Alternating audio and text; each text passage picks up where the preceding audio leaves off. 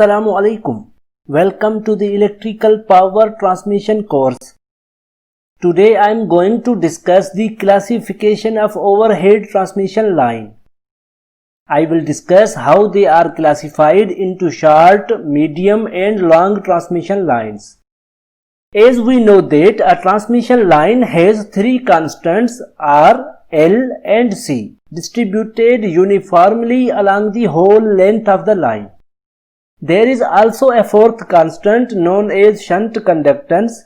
It represents the conductance between conductors or between conductors and ground and accounts for the leakage current at the insulators.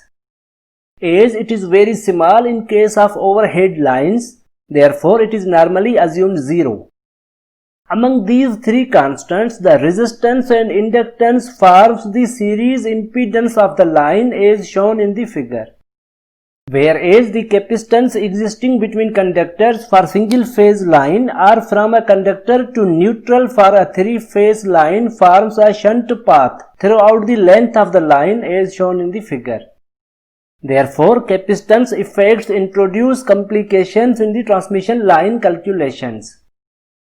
Depending upon the manner in which capacitance is taken into account, the overhead transmission lines are classified as below: short transmission lines, medium transmission lines, and long transmission lines. Now I am going to briefly discuss about all these transmission lines.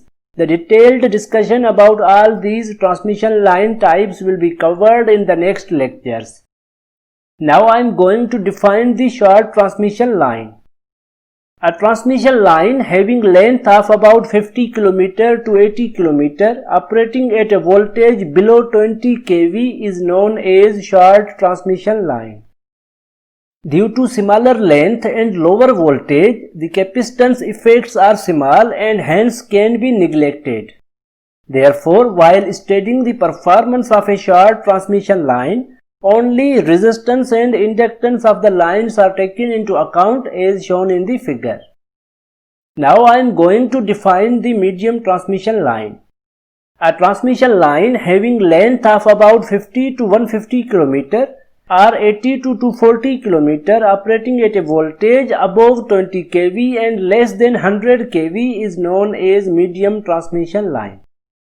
Due to sufficient length and voltage of the line, the capacitance effects are taken into account.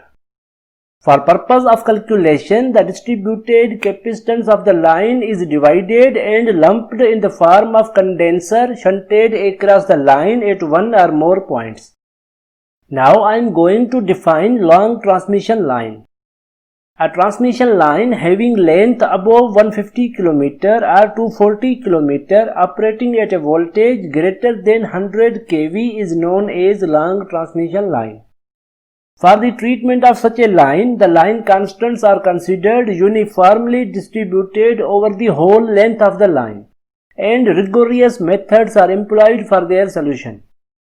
It may be emphasized here that exact solution of any transmission line must consider the fact that the constants of the line are not lumped but are distributed uniformly throughout the length of the line. However, reasonable accuracy can be obtained by considering these constants as lumped for short and medium transmission lines. Now I am going to discuss important terms used in the performance calculation of these transmission lines. Among them, one important factor is voltage regulation. It may be defined as the difference in voltage at the receiving end of a transmission line between conditions of no load and full load is called voltage regulation and is expressed as a percentage of the receiving end voltage. When a transmission line is carrying current, there is a voltage drop in the line due to resistance and inductance of the line. The result is that the receiving end voltage of the line is generally less than the sending end voltage. This voltage drop, Vs minus Vr in the line, is expressed as a percentage of the receiving end voltage and is called voltage regulation. At no load, there is no drop in the line, so that at no load Vr is equal to Vs. However, at full load, there is a voltage drop in the line, so that receiving end voltage is Vr. Difference in voltage at receiving end between no load and full load is equal to Vs minus Vr. Mathematically, percentage voltage regulation is equal to Vs minus Vr divided by Vr into 100. Obviously, it is desirable that the voltage regulation of a transmission line should be low. It means the increase in load current should make very little difference in the receiving end voltage. Now I am going to discuss about the transmission efficiency of the line. The ratio of the receiving end power to the sending end power of a transmission line is known as the transmission efficiency of the line. Mathematically, the percentage transmission efficiency is equal to receiving end power divided by sending end power into 100.